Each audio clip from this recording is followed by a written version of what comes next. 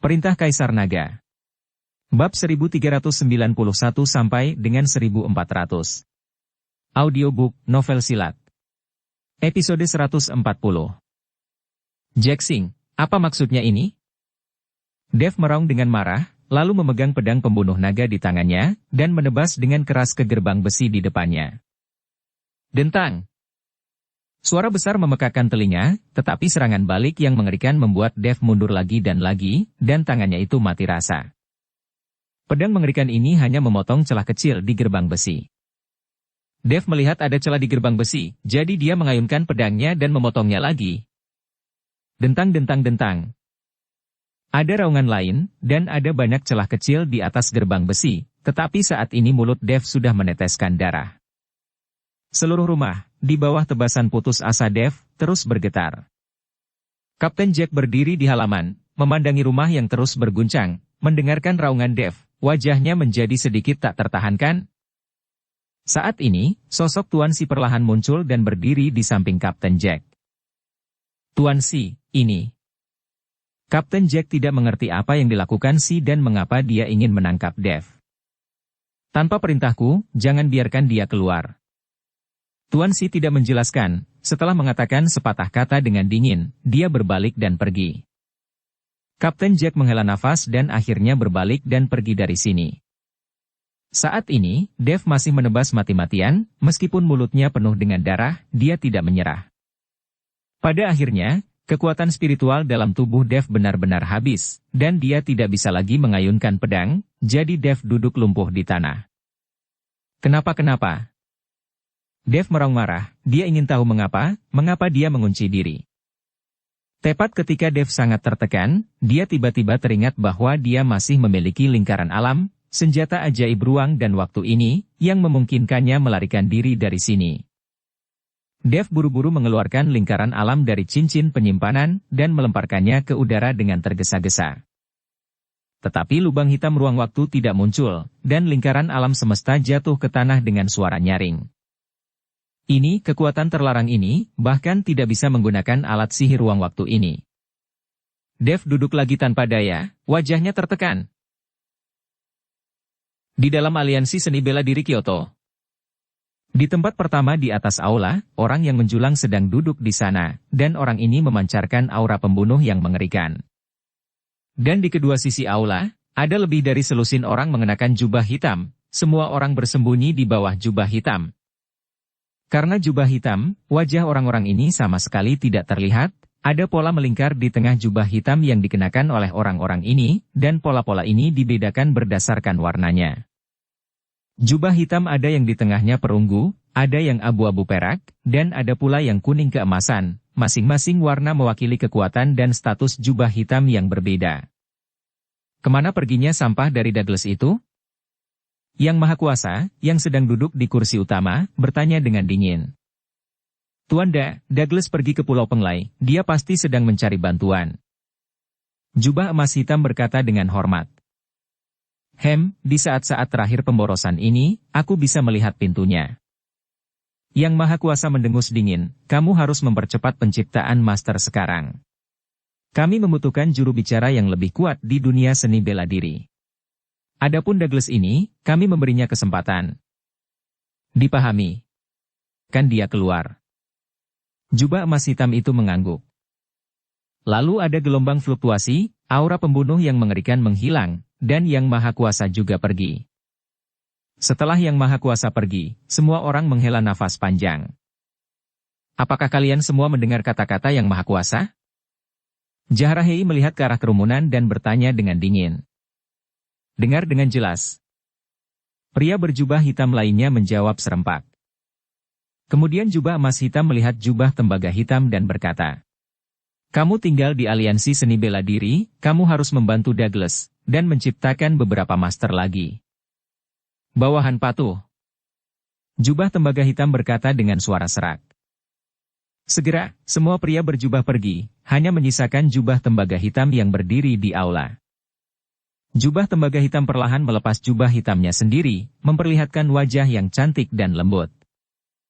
Jika Dev melihat orang ini, dia pasti akan terkejut. Orang ini tidak lain adalah Zeke yang telah lama menghilang. Pada saat ini, Zeke telah dilahirkan kembali, dengan aura feminin di tubuhnya, dan kulitnya lebih cerah dan kencang, tetapi matanya sedingin biasanya.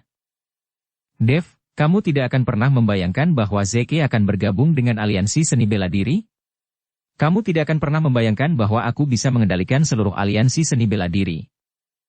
Mata Zeke ganas, dan sudut mulutnya sedikit terangkat. Oke, jangan narsis. Lakukan halmu sendiri dengan baik. Kamu harus ingat, siapa yang memberimu semua yang kamu miliki sekarang. Tiba-tiba, di benak Zeke, sebuah suara tua dan serak terdengar. Senyum di wajah Zeke menghilang seketika, dan kemudian menjadi sangat hormat. Baik. Zeke mengangguk dengan hormat, lalu berjalan menuju halaman belakang aliansi seni bela diri.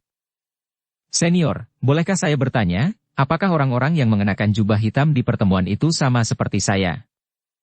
Di tengah jalan, Zeke bertanya dengan rasa ingin tahu. Selama pertemuan tadi, itu bukan Zeke, tetapi jiwa di tubuhnya yang mengadakan pertemuan, tetapi Zeke masih memiliki kesadaran pada waktu itu. Jadi sekarang dia penasaran apakah orang-orang ini semua dirasuki roh seperti dia. Ingat apa yang saya katakan, Anda hanya inang, tanpa Anda, saya masih dapat menemukan penggantinya. Lakukan saja urusanmu sendiri, jangan tanya apa yang seharusnya tidak kamu tanyakan, atau aku tidak keberatan menelan jiwamu dan menemukan inang baru lagi. Suara keras dan marah muncul di pikiranku. Zeke sangat ketakutan sehingga dia tidak berani berbicara sejenak, tetapi langsung pergi ke ruang bawah tanah Persatuan Seni Bela Diri. Zeke dengan terampil membuka ruang bawah tanah, dan kemudian berjalan jauh ke dalam ruangan yang sangat rahasia. Pintu kamar terbuka, dan 4 pemuda dengan tubuh bagian atas sedang duduk bersila di tanah berlatih. Di depan 4 orang, ada tabung jarum yang baru saja digunakan, dan masih ada noda darah di dalamnya. Mendengar seseorang akan datang, mereka berempat langsung membuka mata dan berdiri, lalu mengangguk dengan hormat ke arah Zeke. Zeke menatap 4 orang di depannya, matanya penuh panas, karena dia merasa bahwa kekuatan 4 orang di depannya tumbuh sangat cepat, dan mereka akan mengunggulinya. Tampaknya melihat kecemburuan Zeke, sebuah suara tua terdengar di benaknya, garis keturunan menakutkan gadis kecil itu benar-benar kuat, dan dia telah membuat ke-4 orang ini menjadi pusat kekuatan Wuhou dalam waktu singkat. Dunia seni bela diri di Kyoto memegang ke atas langit. Namun, mereka lebih kuat sekarang, dan mereka hanyalah boneka yang bergantung pada belas kasihan orang lain. Tidakkah kamu ingin menjadi seperti mereka? Tidak, aku tidak mau. Zeke menggelengkan kepalanya lagi dan lagi. Keluarga naga sedang mengajukan percobaan sekarang. Jika Douglas tidak ada di sini, Anda akan bertanggung jawab penuh atas urusan aliansi seni bela diri. Jika Anda mengatur 4 orang ini untuk percobaan, saatnya bagi mereka untuk muncul. Suara tua itu memerintahkan Zeke. Aku mengerti. Zeke mengangguk. Setelah itu, Zeke mengeluarkan sesuatu yang mirip dengan segel, dan tepat di atas segel itu muncul semburan cahaya hitam. Zeke memegang segel dan menggelapkannya langsung di dada 4 orang di depannya. Semburan asap mengepul, dan kemudian pola melingkar yang sangat jelas muncul di dada ke-4 orang itu. Dan pola ini persis sama dengan pola di dada para pria berjubah hitam itu. Setelah melakukan semua ini, Zeke meninggalkan ruangan. Setelah meninggalkan ruangan rahasia ini, ketika Zeke melewati persimpangan jalan, Zeke menoleh sedikit untuk melihat ruangan di ujung samping, dengan sedikit keserakahan di matanya. Mata Zeke hanya melihat ke atas, dan rasa sakit tiba-tiba muncul di benaknya, menyebabkan Zeke langsung mengerutkan kening.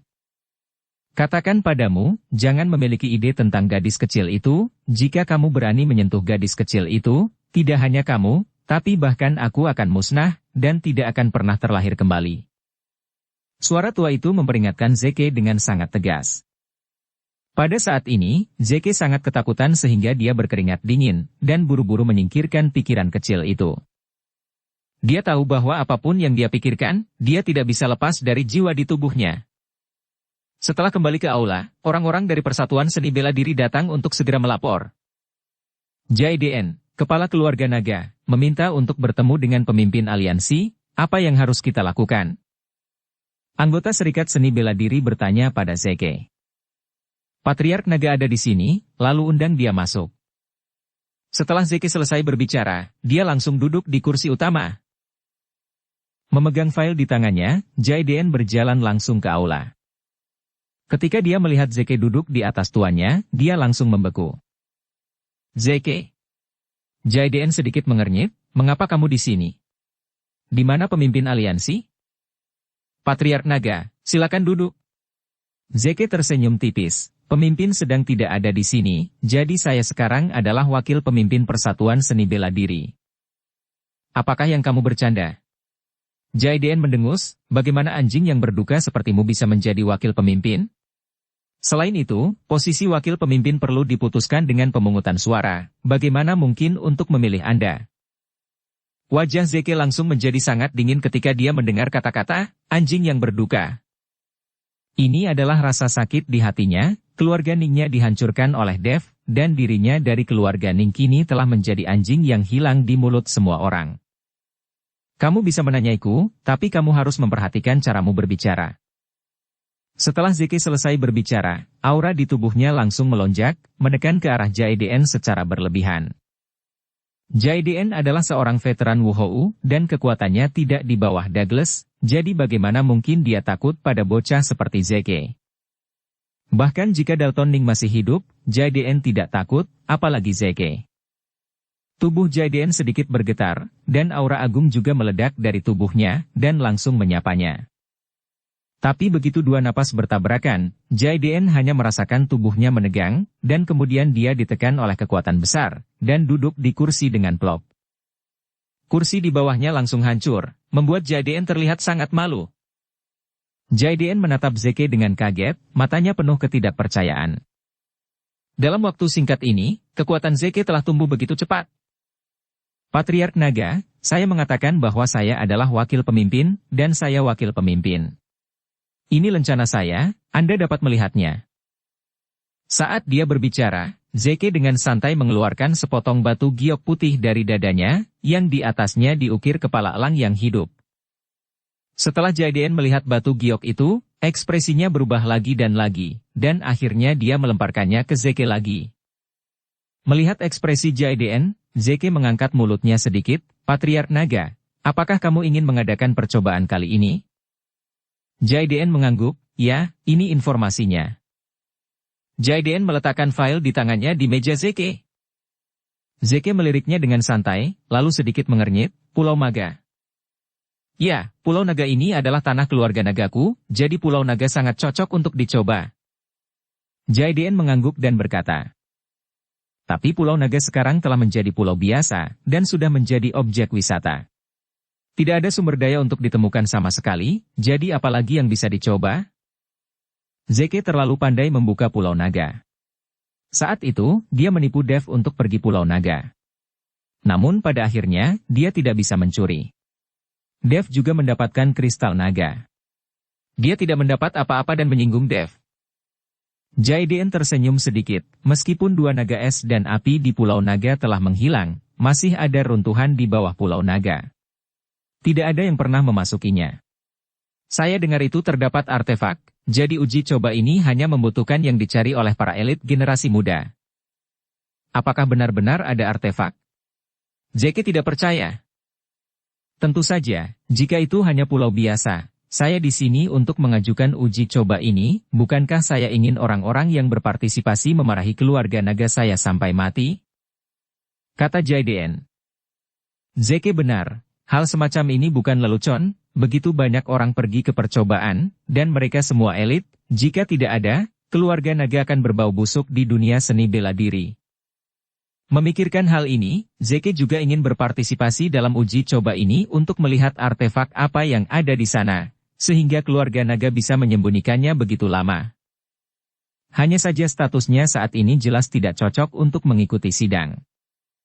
Patriark Naga, Aliansi Seni Bela Diri dapat menyetujui lamaran Anda, tetapi saya perlu merekomendasikan 4 talenta muda dari Aliansi Seni Bela Diri untuk berpartisipasi. Bagaimana menurut Anda? Zeke bertanya pada Jaiden. Tentu saja tidak ada masalah. Uji coba ini untuk menumbuhkan bakat muda di dunia seni bela diri, jadi semakin banyak orang yang berpartisipasi, semakin baik. Jaiden tersenyum ringan. Zeke melihat bahwa Jaiden setuju, jadi dia memerintahkan seseorang untuk membawa segel dari aliansi seni bela diri, dan kemudian langsung mencap arsip yang dibawa oleh Jaiden. Dengan stempel aliansi seni bela diri, Jaiden dapat menunjukkannya kepada Tuan Si. Selama izin resmi, maka persidangan ini akan resmi disahkan. Adapun penambahan ginseng, Jaiden tidak memiliki persyaratan khusus. Bagaimanapun, orang-orang ini pergi untuk melayani sebagai sumber daya Raiden. Pada saat itu, keterampilan orang-orang ini akan diserap oleh Raiden. Dan dalam persidangan, wajar jika beberapa orang mati, tidak peduli siapa yang mati, tidak ada yang akan mencurigai keluarga naga mereka. Jaiden pergi, sementara Zeke memegang segel aliansi seni bela diri di tangannya, dan seluruh tubuhnya jatuh ke dalam semacam kegembiraan yang ekstrim.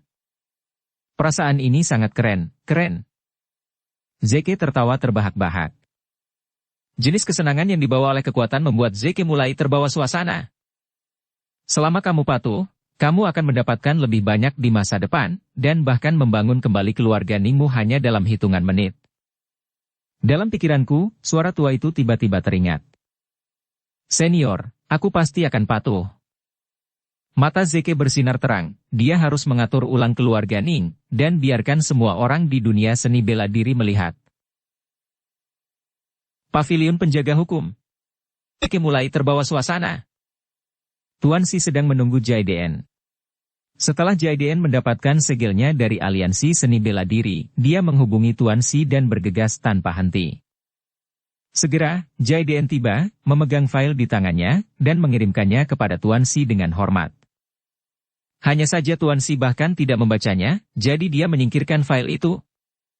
Langkah ini membuat hati Jaiden sedikit tegang. Jika Tuan Si tidak setuju, bahkan jika aliansi seni bela diri menyegelnya, itu tidak akan ada gunanya. Tuan Si, ini adalah file untuk keluarga naga kami untuk mengadakan persidangan. Aliansi seni bela diri telah menyetujuinya, jadi. Jaiden berbisik kepada Tuan Si. Dia berharap Tuan Si akan melihatnya dan membiarkan mereka lewat. Tidak perlu melihatnya, aku bisa menjanjikan keluarga nagamu untuk mengadakan percobaan. Tuan Si berkata dengan ringan. Ketika Jaiden mendengar ini, dia langsung tersenyum dan berkata, "Terima kasih, Tuan Si. Tapi aku punya satu syarat." Tuan Si kemudian melanjutkan. Jaiden tertegun sejenak, dan langsung berkata, "Tuan Si, tolong bicara." Dev diharuskan untuk berpartisipasi dalam uji coba ini, kata Tuan Si. Dev? Jaiden tertegun sejenak, dia tidak pernah berpikir bahwa Tuan Si akan berbicara langsung untuk Dev. Melihat Jaiden terkejut, Tuan Si sedikit mengernyit, "Mengapa? Apakah Anda tidak setuju?" Tidak. Jaiden melambaikan tangannya berulang kali, hanya saja tempat percobaan ini sangat berbahaya, dan akan ada bahaya besar. Saya khawatir sesuatu akan terjadi pada Dev. Faktanya, Jaiden tidak takut dengan kecelakaan di Dev, tetapi kecelakaan untuk Raiden. Bagaimanapun, Dev adalah faktor yang tidak pasti. Tujuan dari uji coba ini adalah untuk memungkinkan Raiden menyerap keterampilan orang lain. Jika Dev juga berpartisipasi, Raiden pasti akan membalas dendam dari Dev. Dan kekuatan Dev saat ini yang tidak terduga, jika Raiden kalah dengan Dev, itu akan berbahaya. Tentu saja aku mengerti ini, tanah pencobaan, hidup dan mati bergantung pada takdir. Tuan Si berkata dengan dingin. Melihat Tuan Si berkata demikian, Jaiden hanya bisa menganggukkan kepalanya dan berkata, karena Tuan Si berkata demikian, maka Dev dapat berpartisipasi, tetapi jika sesuatu yang tidak terduga terjadi, saya harap Tuan Si tidak akan menyalahkan keluarga naga. Jangan khawatir. Setelah Tuan Si selesai berbicara, dia mengembalikan file itu, permohonan telah disetujui. Tuan Si melambaikan tangannya, dan Jaiden mundur dari pavilion penjaga. Meninggalkan markas pavilion penjaga, wajah Jaiden sangat jelek. Dia ingin kembali dan merencanakan percobaan ini lagi. Dia tidak dapat mengharapkan kecelakaan apapun karena partisipasi Dev. Laut Cina Selatan, Pulau Penglai. Setelah 2 hari berlayar, Douglas tiba di pulau yang menakjubkan ini. Hanya ada puluhan ribu orang di Pulau Penglai, tetapi semua orang di sini adalah master yang kuat, dan tidak ada orang biasa yang terlemah telah mendengar bahwa mereka telah mencapai level Grandmaster. Pulau Penglai terletak di laut yang jauh, dikelilingi oleh lautan yang luas, sehingga aura di sini jelas jauh lebih melimpah daripada tempat lain. Perlahan, beberapa pembudidaya berkumpul di Pulau Penglai ini. Belakangan, menurut kabar dari mulut ke mulut, Pulau Penglai menjadi pulau peri. Namun, hanya mereka yang benar-benar tahu yang mengerti bahwa Pulau Penglai ini tidak seindah yang dibayangkan orang, dan orang-orang di sini bukanlah makhluk abadi yang terbang ke langit, dan kebanyakan dari mereka masih menjalani kehidupan orang biasa. Seluruh Pulau Penglai dikendalikan oleh seorang pria bernama Delfindu. Dia adalah kaisar dari Pulau Penglai ini, dan semuanya bergantung padanya. Tapi Delfin ini memiliki hubungan dengan Douglas. Setelah Douglas menemukan identitas Dev sebagai seorang kultivator abadi, dia langsung memikirkan duda ini.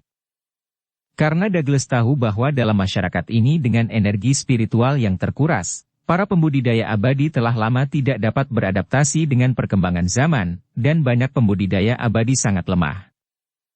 Namun, kekuatan Dev telah tumbuh pesat hanya dalam beberapa bulan. Pasti ada beberapa alasan untuk ini, dan Douglas ingin menggunakan ini untuk membuat Delfindu menyerang Dev. Siapa kamu? Senjata ajaib. Di luar istana, dua penjaga menghentikan Douglas. Pada saat ini, Douglas kehilangan satu tangan, dan setelah 2 hari berlayar, dia sudah kelelahan dan kuyup, seperti seorang pengemis. Aku di sini untuk mencari Delfindu, tolong beritahu aku. Douglas berkata dengan sangat sopan. Seorang penjaga melihat Douglas dari atas ke bawah, dan kemudian berkata dengan wajah dingin, "Berani, kamu pengemis, berani memanggil nama Raja Du kita secara langsung?" Saudaraku ini, kamu salah paham. Aku bukan pengemis, aku teman Raja Dumu, dan aku datang ke sini dari pedalaman untuk menemukannya. Douglas buru-buru menjelaskan dengan suara rendah. Pemimpin dari aliansi seni bela diri yang bermartabat sangat rendah hati sekarang.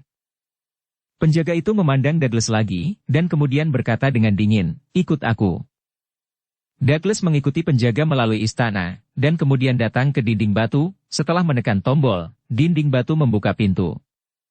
Di sini, burung-burung bernyanyi dan bunga-bunga harum, dan lingkungannya sangat indah. Melihat pemandangan di sini, Douglas tidak bisa tidak mengagumi.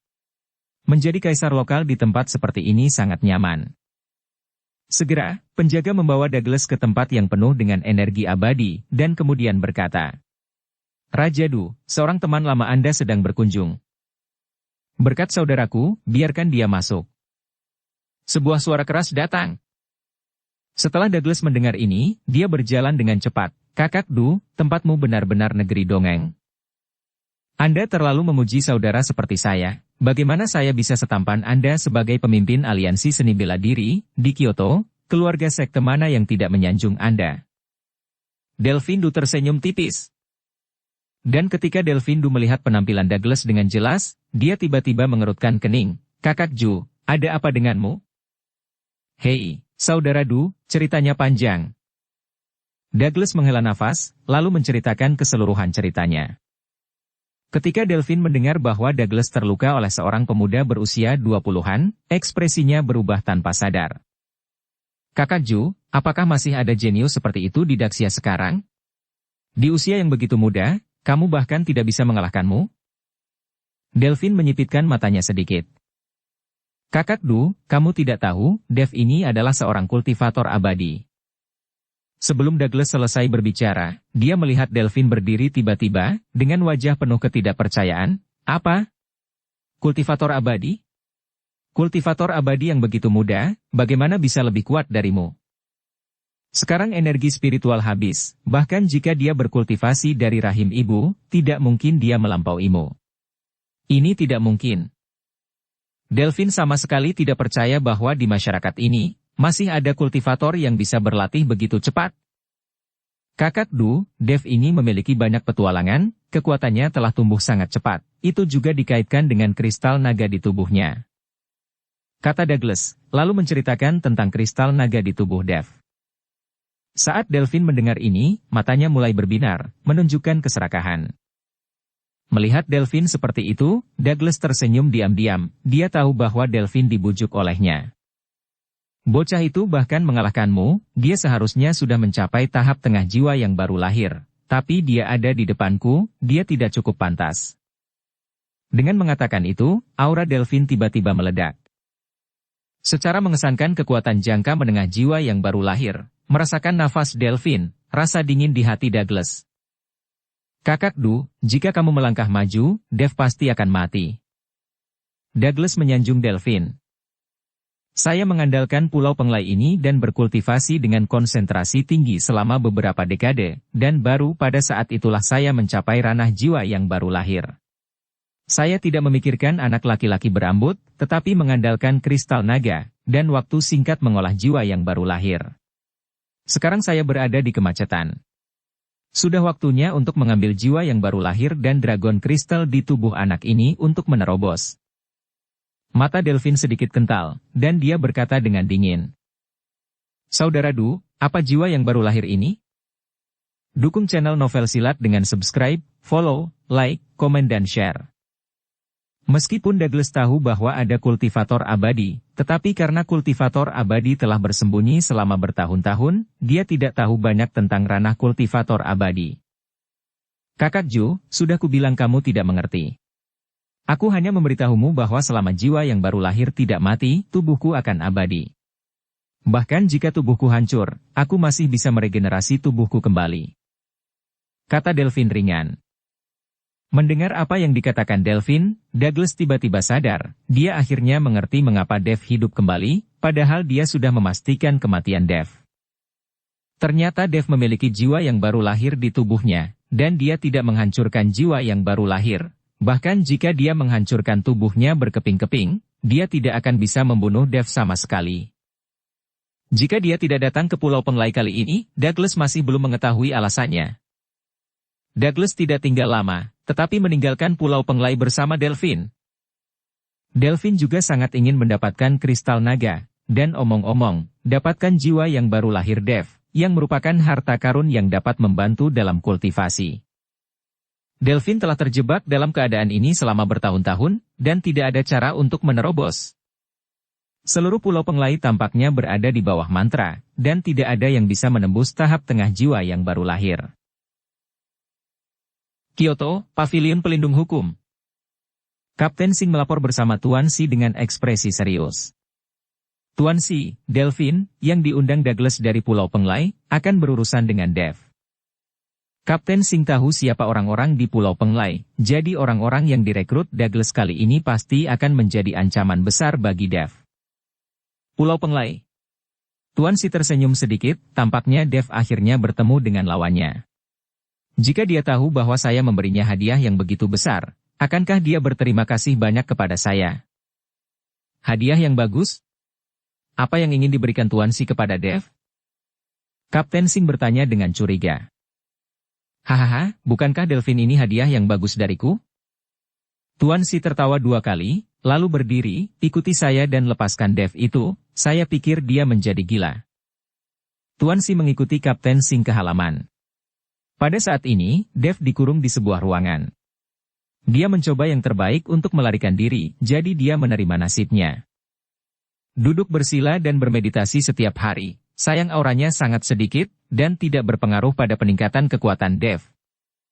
Tepat ketika Dev memejamkan mata dan tenggelam dalam kultivasinya, pintu kamar tiba-tiba terbuka, dan sinar matahari yang menyilaukan masuk.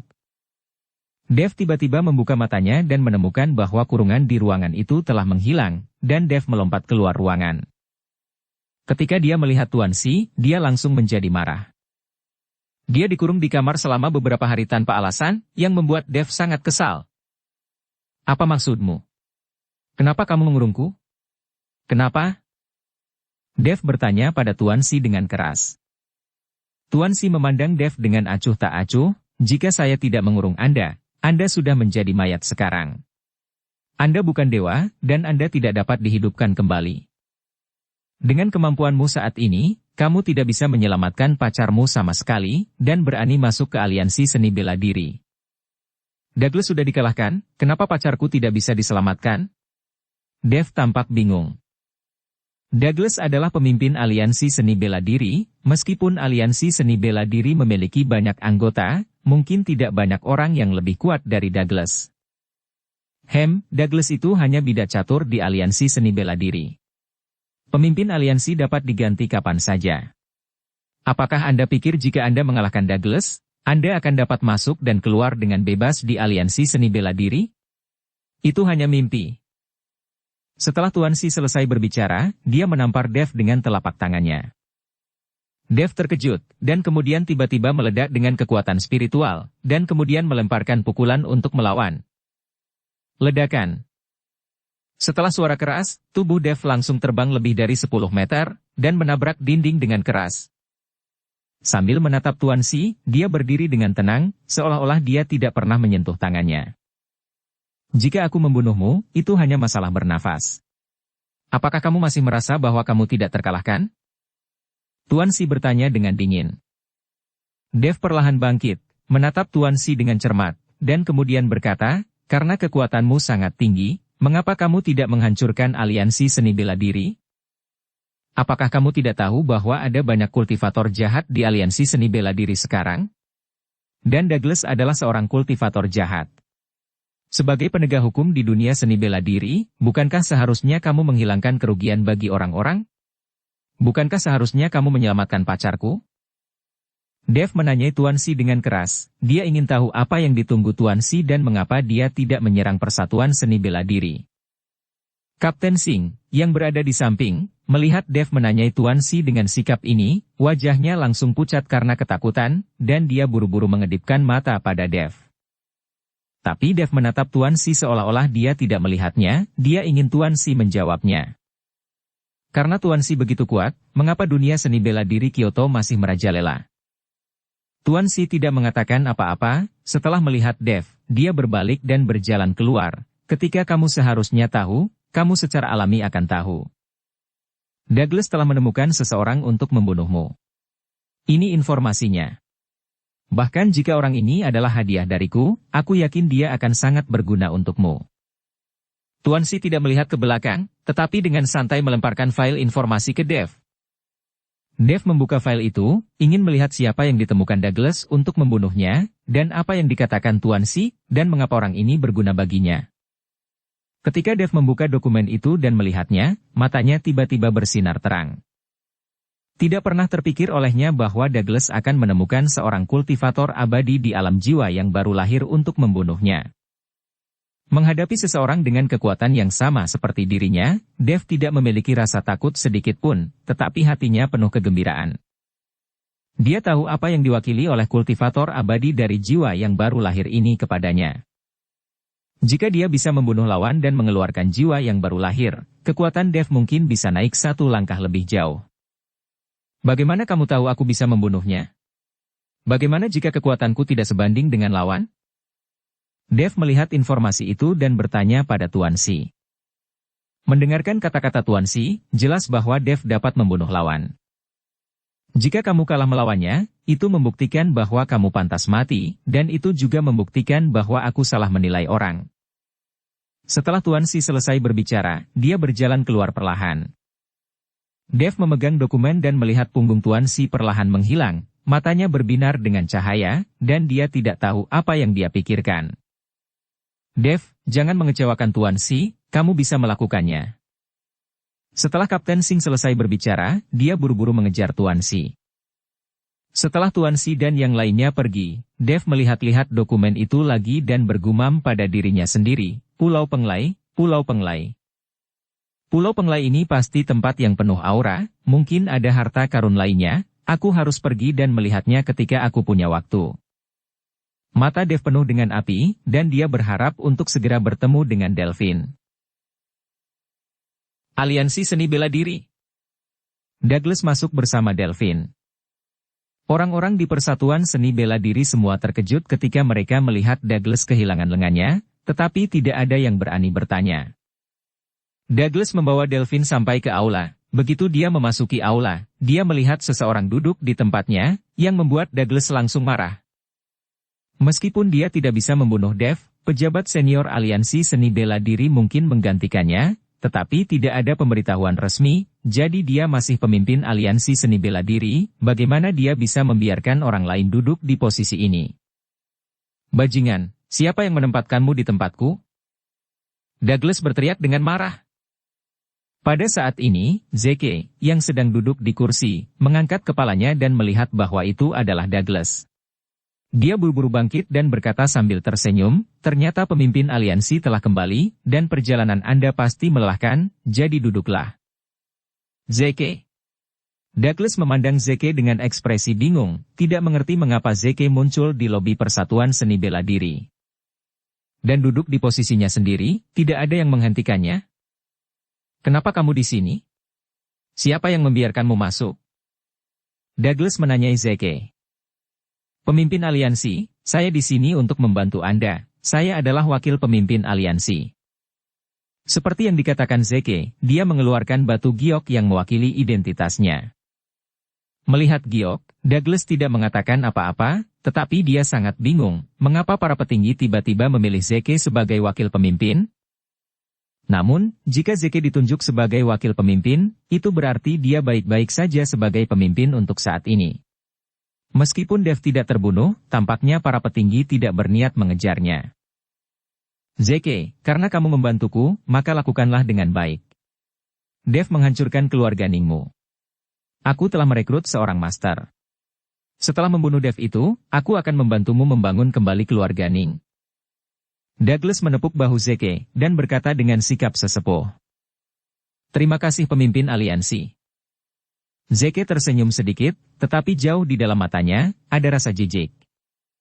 Dia memandang rendah Douglas sekarang, belum lagi sekarang Douglas kehilangan lengan, dan kekuatannya tidak sebaik sebelumnya.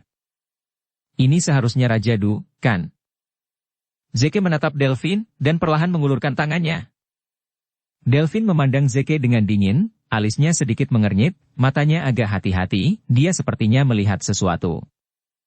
Tapi Delphine tidak mengatakan apa-apa, setelah sedikit tertegun, dia mengikuti Zeke dan berjabat tangan. Zeke, apakah kamu tahu apakah Dev telah kembali ke ibu kota? Douglas bertanya pada Zeke tentang keberadaan Dev. Dev ada di ibu kota, tetapi tidak ada jejak Dev dalam beberapa hari terakhir. Saya tidak tahu apakah dia bersembunyi. Zeke menjawab. Meski dia bersembunyi di ujung bumi, aku masih bisa menemukannya. Douglas melihat lengannya yang patah, lalu berkata dengan ekspresi muram. Setelah berbicara, Douglas melambaikan tangannya, saya akan mengobrol dengan saudara Du sebentar, Anda keluar dulu. Nanti saya memanggil Anda untuk sesuatu. Oke, Zeke mengangguk dan berjalan keluar dari aula. Zeke berjalan kembali, Douglas duduk di kursi utama, dan berkata kepada Delphine, Kakak Du, setelah kamu membunuh Dev dan menghabiskan beberapa hari di ibu kota, aku harus memperlakukanmu dengan baik. Delphine sedikit tersenyum, Kakak Ju, kamu pikir kamu harus merasakan krisis. Sekarang aku khawatir kamu akan menjadi anak terlantar. Douglas sedikit terkejut, Kakak Du, apa maksudmu dengan ini? Mungkinkah kamu melihat sesuatu?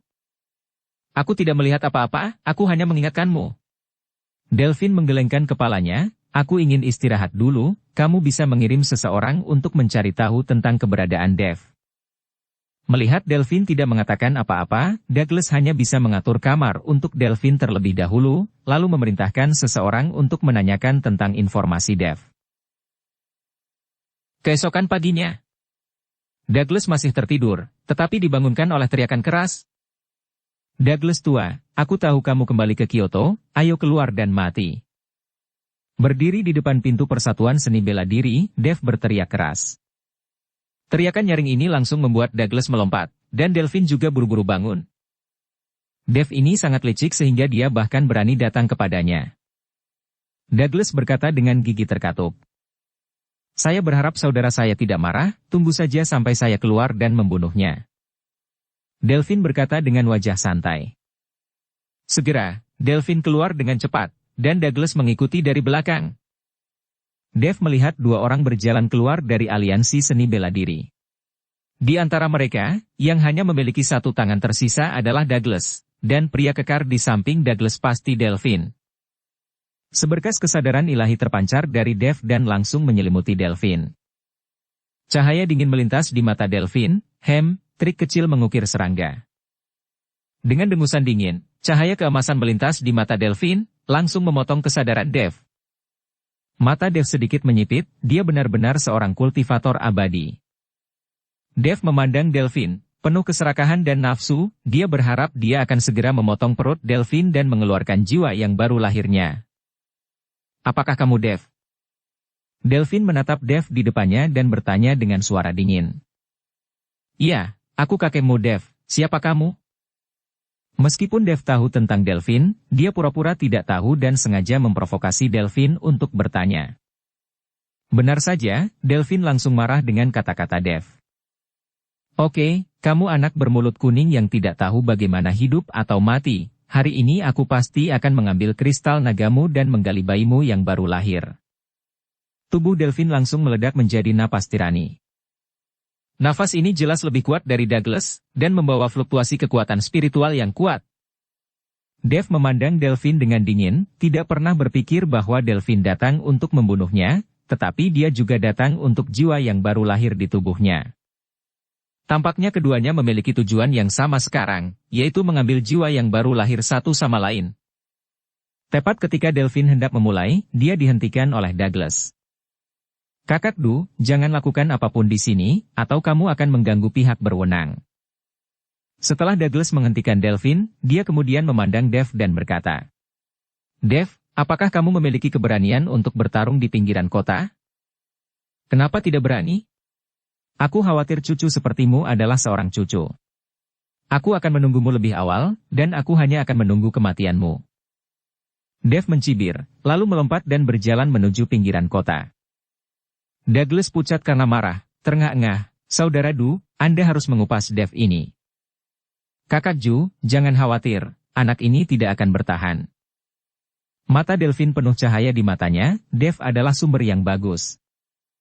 Delphine bergerak menuju pinggiran kota dalam sekejap. Melihat ini, Douglas buru-buru mengikuti. Di dalam paviliun pelindung hukum.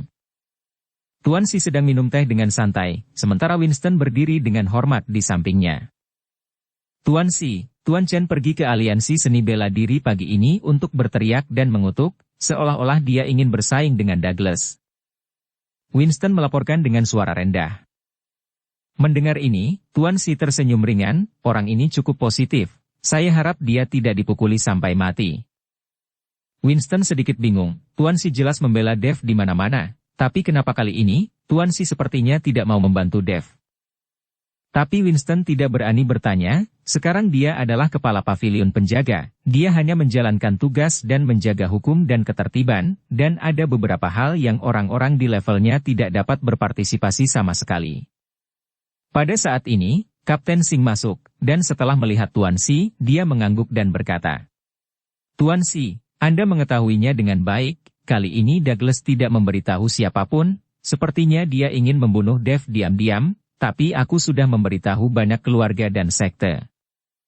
Oke, kamu bisa pergi denganku untuk melihat-lihat, tapi jangan biarkan anak ini Dev menutup mata. Tuan Si meletakkan cangkir teh dan perlahan bangkit dan berkata, Tuan Si, jika Anda pergi sendiri, apakah itu akan menimbulkan kecurigaan semua orang? Anda mengatakan bahwa Anda tidak akan bertanggung jawab atas Dev. Kapten Singh mengingatkan Tuan Si. Apakah aku bilang aku akan merawatnya? Aku hanya melihat panasnya. Tuan Si tersenyum sedikit dan kemudian berjalan keluar. Di pinggiran saat ini, banyak orang dari keluarga bela diri dan sekte telah berkumpul. Tujuan Tuan Si melakukan ini adalah untuk mengurangi musuh potensial Dev. Setelah orang-orang ini melihat kekuatan Dev, mereka tidak akan memilih untuk melawan Dev. Dan Douglas memandangi orang-orang yang berkumpul di pinggiran kota, wajahnya sangat jelek, dia tidak ingin orang tahu kali ini, karena inilah yang dimaksud Delphine.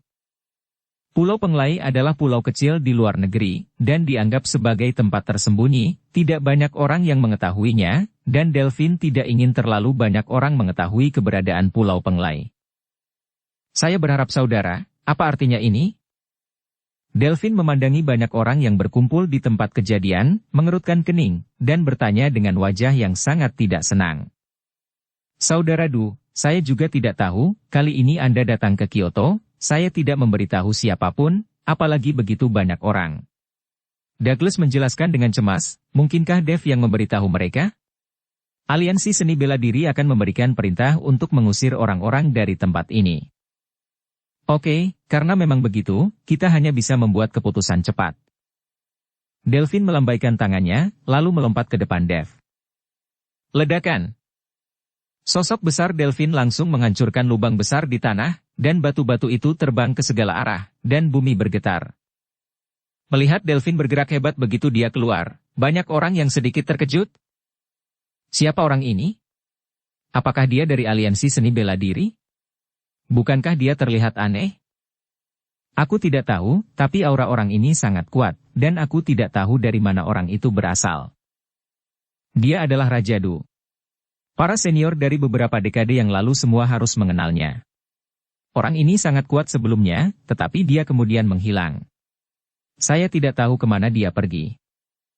Delvin Du ini pergi ke Pulau Penglai, dan ku dengar dia naik gunung di sana sebagai raja, menjadi kaisar bumi, dan menjalani kehidupan yang sangat santai. Di mana Pulau Penglai ini? Bersambung ke episode 141.